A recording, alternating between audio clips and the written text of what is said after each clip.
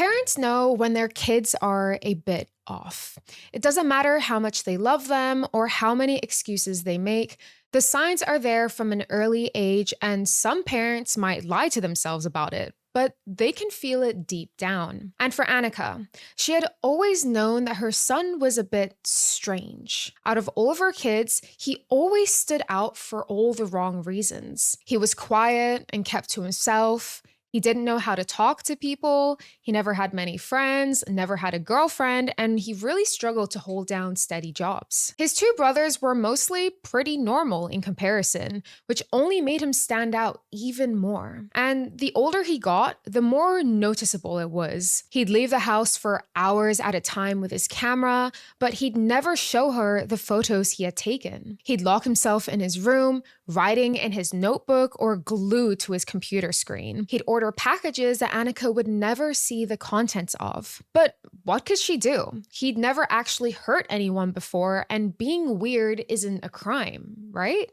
Hey guys, it's your host Jasmine. Welcome back to another video, and I hope everyone is having a lovely day today. Before we begin, please note that this video does discuss sensitive topics including violence, sexual assault, and loss of life, so viewer discretion is advised. As always, I encourage you guys to take the time to really try to understand this case and form your own opinion. It's April 5th, 2015, and it's a Easter Sunday. Stephanie Scott is a high school drama and English teacher, and she went over to the high school she was working at to wrap up some last-minute things. She was getting married in a couple of days. She was super excited about it, and she had to prepare some lesson plans to pass over to a substitute teacher. One of the last couple of things that she was also doing was booking a bus for her wedding guests. Now, Stephanie Scott was really known for her positive and kind-hearted energy. Her dad was also a teacher, so she kind of took after him in that aspect. They both shared a really big passion for teaching. Stephanie loved all of her students, and she was really well respected by all of her co-workers. Overall, she was just a really well-liked person. Stephanie lived in Leeton, which is in New South Wales, Australia. It's a pretty small, peaceful agricultural town with a population of around 11,000 people. So it's a really small community, really tight-knit, everyone knows everyone type of vibe. You walk down the street and you probably know every single person living on that street with you. It's a great place to raise a family, and serious crime is pretty much almost unheard of. Nothing much really happens in Leeton. Now, with Stephanie's big wedding coming up, lots of family and friends were flying over for this special occasion. She had been spending months planning and preparing everything, and it was going to be a really big and special occasion, not just for her, but for a lot of people in the community. Her fiance was Aaron Leeson Woolley. They had actually met when they were just kids. They used to play sports together, and they were friends for many years, just purely platonic, until it was around Aaron's 21st birthday, and things became romantic between them. After a while, they had been together for 5 years before they tied the knot. And everyone in town knows them to be a really sweet and loving couple. As Stephanie was just wrapping up her lesson plans, she was sitting at her computer and she heard footsteps down the hall, which was a little weird because as far as she knew, she was the only one who was meant to be working in that part of the school that day. I mean, it was an Easter Sunday. Why would anyone else be there? Later that day, Aaron, Stephanie's fiance, is at home waiting for her to come back. And Stephanie just never comes home. Now, at first, Aaron maybe thinks to himself, okay, maybe she's stressed, she has wedding jitters. You know, I'm not going to be concerned. I'll just try to give her some space. Maybe she's at a friend's house. So he waits for a bit and then decides to go to bed. Well, by the next morning, Stephanie is still not home. She hasn't texted or said anything. She's kind of missing, and now Aaron is starting to get a bit concerned. This isn't like Stephanie. Usually she would say something, leave a text, hey, I'll be home in a bit, but nothing. So he knows, okay, something is not right here. He goes to the police and he reports her disappearance immediately. Now, because Leeton is quite a small town and a small community, where, like I said before, everyone knows everyone, the police took Aaron's concerns and acted upon it straight away.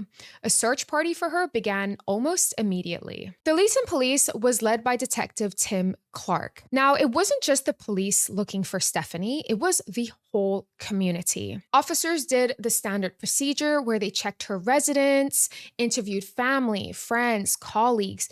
Where was the last place that Stephanie was? Who was the last person that might have seen her? They also reviewed surveillance footage from her daily routes and workplace, and loved ones began posting on social media. Has anyone seen Stephanie Scott? Where is she? Search parties had begun, and they were all searching for her within Leeton as well as all of the surrounding areas of Leeton. And after a while, this case started drawing national attention as days passed with no traces of Stephanie. Now, as police were interviewing some of Stephanie's co-workers, a lot of them had actually confirmed that, yeah, Stephanie was at the Leeton High School on that Easter Sunday. Some witnesses reported seeing her in the hallways, but no one observed anything that would have indicated any danger or anything that would have been a little off to them. Eventually, investigators were able to start compiling a timeline of her movements from the moment she left her home to the moment that she was last seen. As detectives were talking to every school employee, they got to a man called Vincent Stanford. He was a 24-year-old school janitor who was also actually at the school earlier that day. Vincent had told the detectives what he was doing that day, and two things in particular stood out. First one was that he said he was at the school to do some cleaning, because after all, he's a janitor. But employers later on confirmed that no cleaner should have been on the school that day. The second thing he said that was really sus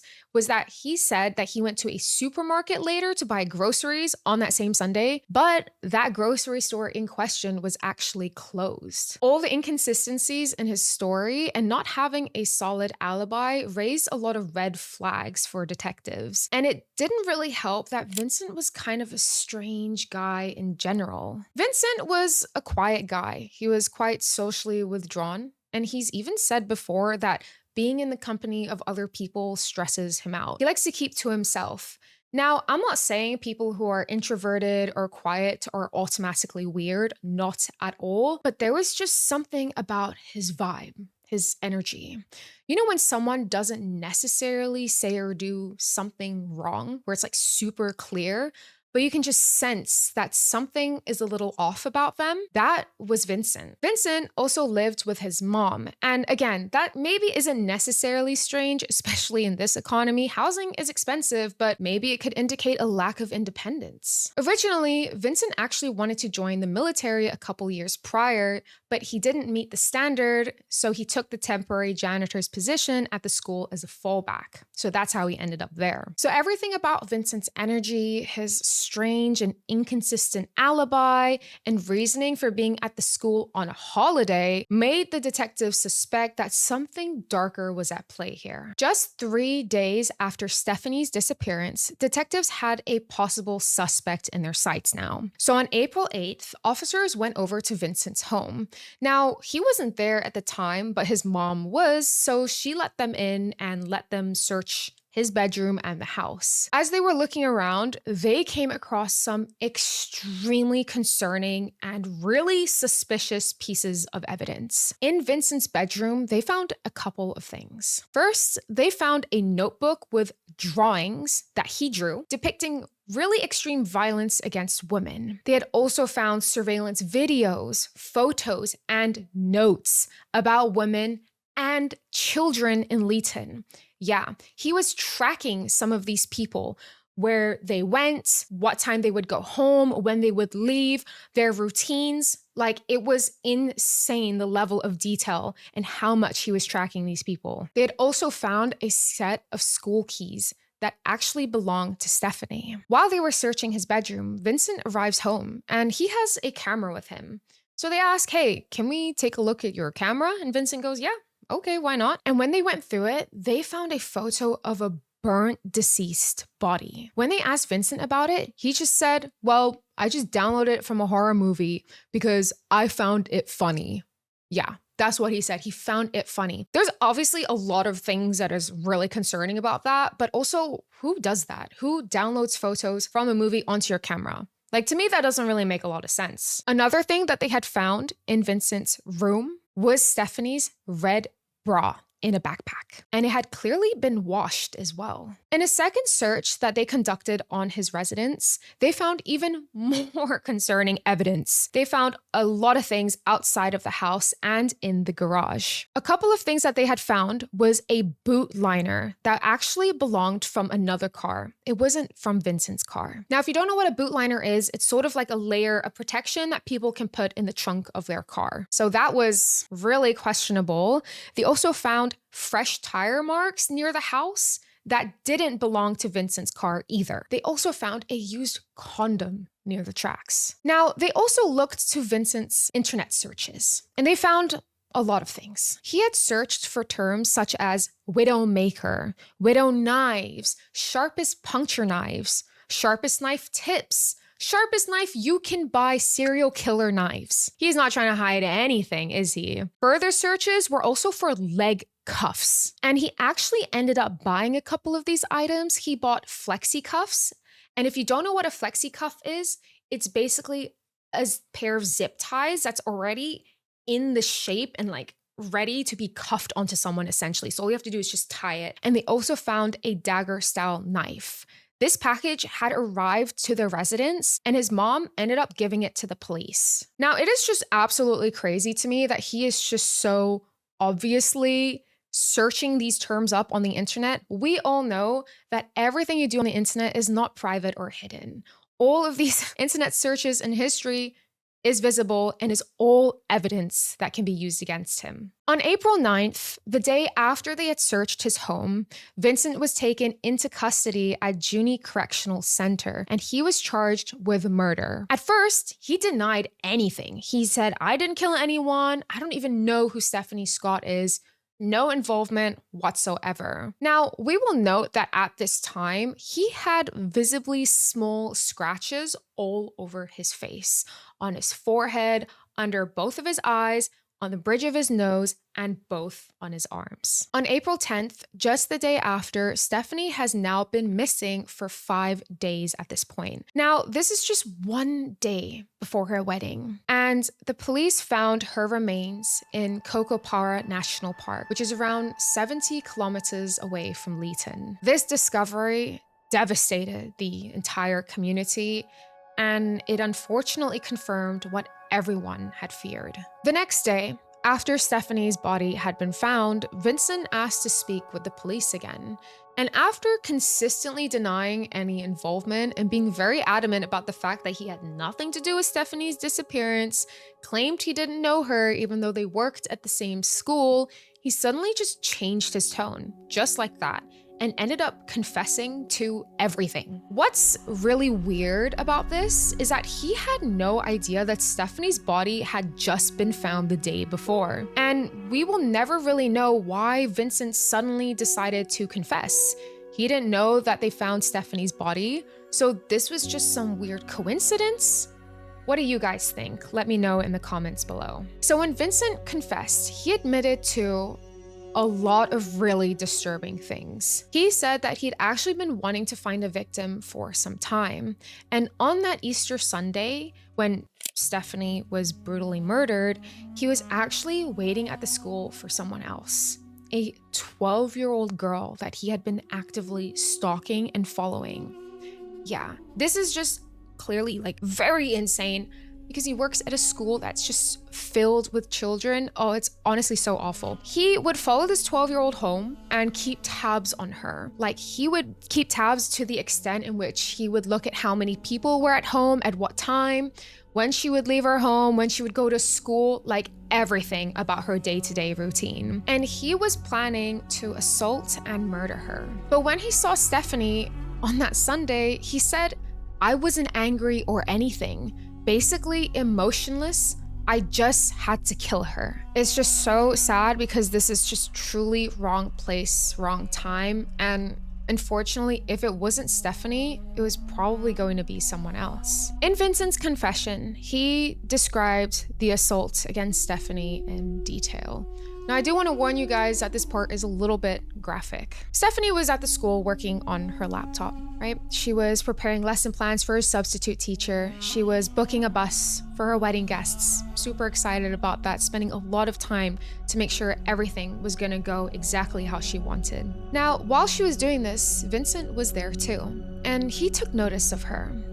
When he saw her, he decided he wanted to go home and prepare for what he had planned to do. He then went back to the school, and the timing is awful, but as Stephanie was about to get up and leave, they crossed paths. She said to Vincent, goodbye, have a happy Easter. And as she was walking away from him, he came up behind her, grabbed her from behind and covered her mouth and dragged her to the storage room. At this point, Stephanie is screaming. She's trying to fight back. So, what does Vincent do? He responds by punching her 30 to 40 times to keep her quiet. And remember those scratches I mentioned that Vincent had all over his face? We know that Stephanie did everything she could to fight back. But tragically, it wasn't enough. He also actually assaulted her. And then, after all of that brutality, he stabbed her in the neck with his utility knife, killing her. He said that he wanted to make sure that she was really dead. After this, Vincent felt hungry. Yeah, he said he felt hungry, so he went home to eat a cheese sandwich. Afterwards, he then returned to the school to collect her body, because when Vincent left the school to eat a cheese sandwich, he just left her body there, lying in the storage room like it was nothing to him. And then he returned, and in Stephanie's car, her red Mazda, he placed her body in there, and then decided to drive her car back to his house. So remember those tire marks that investigators had found outside of Vincent's home? Yeah, that belonged to Stephanie's car. The next morning, that's when he decided to bring Stephanie's body to Cocopara National Park, where he laid her on the ground, covered her in tree branches, poured petrol over the top, and set her on fire. He took a photo of her, which is why the detectives had found a burnt deceased body on his camera. I guess he wanted maybe a momentum or something to remember this brutal murder by, but he claims that he didn't really stick around to watch the body burn. He left soon after that. Throughout this whole confession, it's honestly really chilling to watch. He has no expression, no emotion whatsoever. There's just no soul behind those eyes. And there were certain parts throughout his confession where he was almost smirking. Not like a full-on grin, but like a slight smirk, as if he couldn't really understand the gravity of what he had just done. To him, it was kind of funny almost.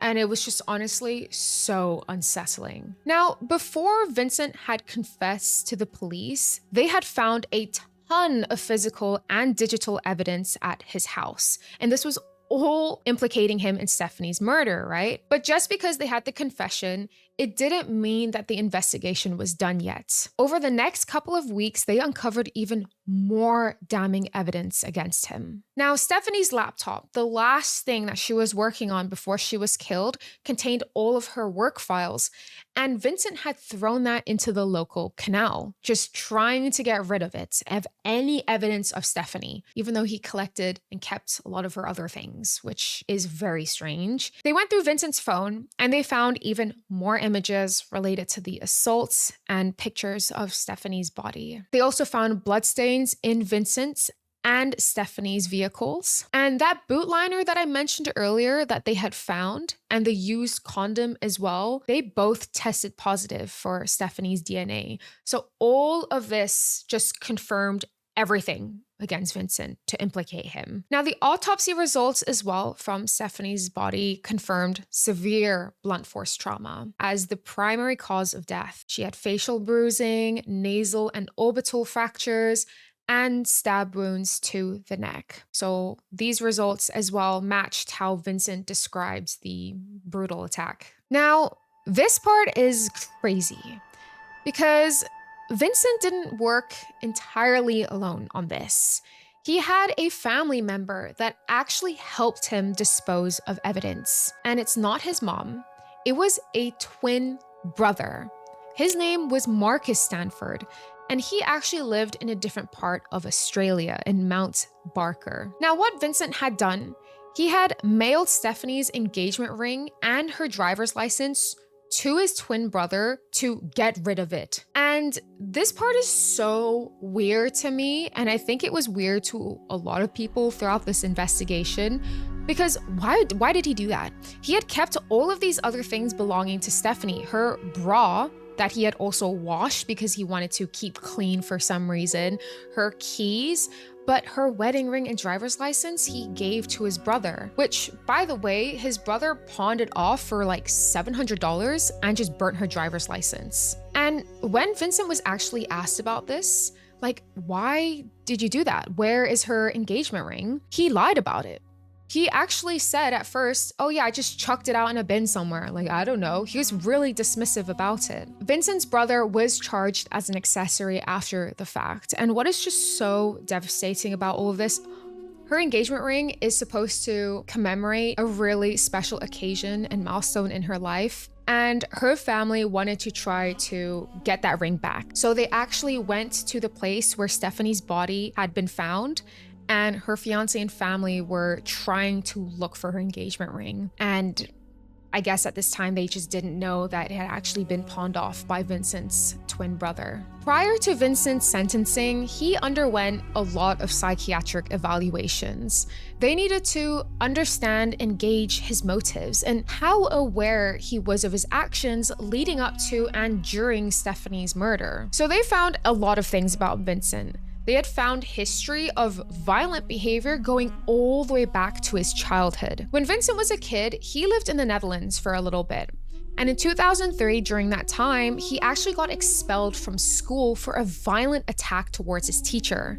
Yeah, he had grabbed her by the throat. He had also said that since he was 7 to 8 years old, he had thoughts of killing people. This is just all really insane, and it really makes me wonder if anyone in his family knew about this. He had low interpersonal skills for most of his life. Like I said before, he was a quiet guy, socially withdrawn. He just really had difficulties connecting with people. And what's really interesting about his history and his childhood was that Vincent had a pretty normal upbringing. There was no reported signs of abuse or neglect throughout his childhood, and he had a pretty normal relationship with his mom. So it really makes me wonder, did his mom know about his violent tendencies? I mean, he got kicked out of school when he was a kid, so she knew to some extent, but perhaps no one could have predicted how far he really could have gone with all of this. In my opinion, in a lot of these cases, these types of people who do these atrocious acts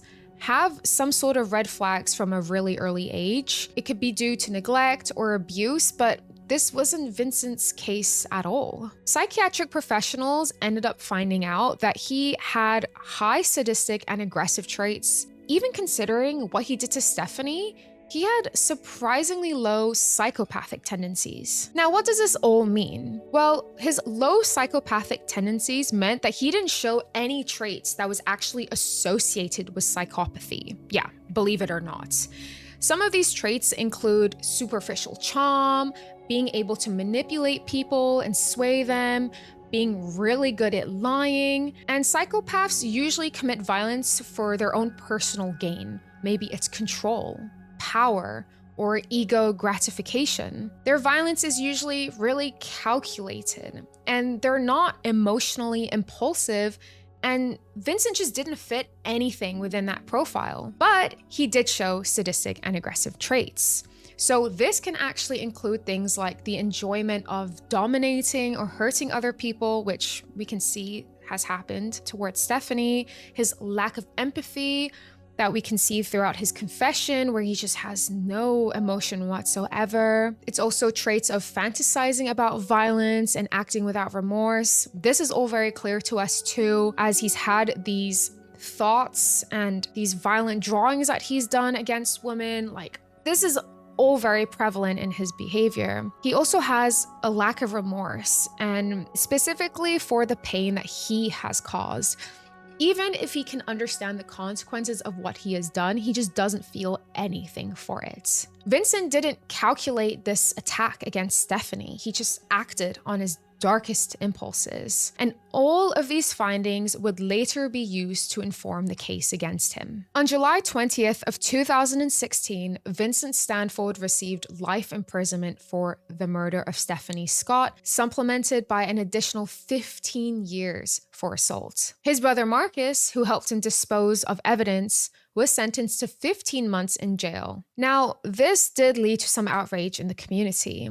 A lot of people felt like the punishment wasn't harsh enough.